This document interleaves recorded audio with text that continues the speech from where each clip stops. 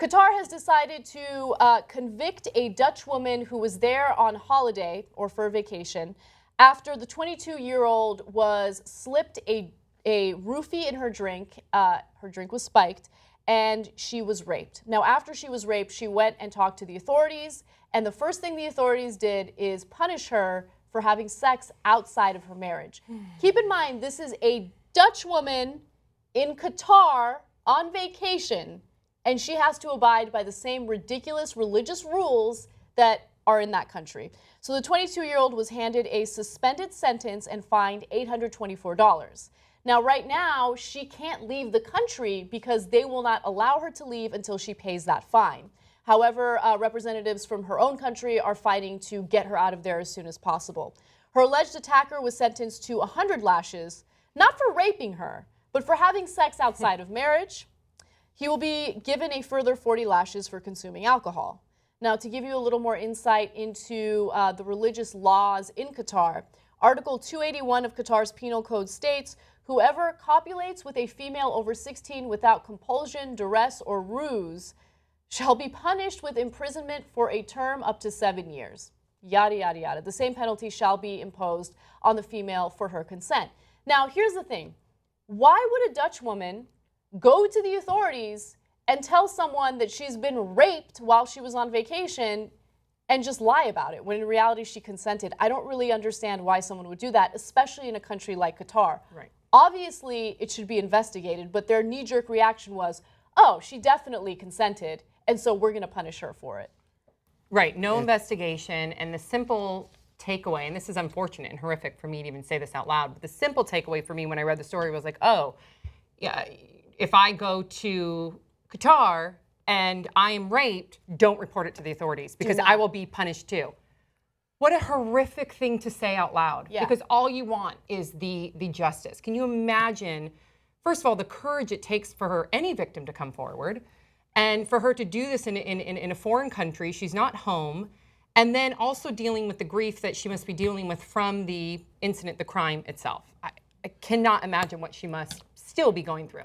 I sympathize with the woman, but I'm gonna be a devil's advocate on this, and I know people are gonna try to rip my head off, but in Qatar and in a lot of these Middle Eastern countries, they have extremely strict laws.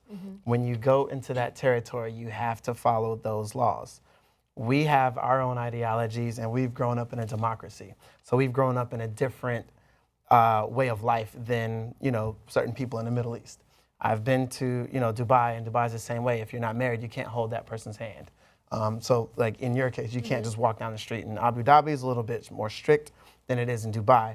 When you're in these countries, I stopped being shocked at the laws, and you have to just understand that that is the law. And, I had a friend that was detained in the UAE because of another situation. He was detained for over 6-something months, and Jesse Jackson and a few other people actually went to get him. But these are the laws of these countries. You have to understand when you go to these countries, it's the same when you go to Singapore. You can't chew gum on the street. It sounds crazy to us. You're like, oh, but we live in a free country. So at the end of the day, you have to understand when you're in these countries, obviously she went through a traumatic experience. She woke up in somewhere that she didn't know where she was. So the first thought and the first inkling of anyone is to go and report it.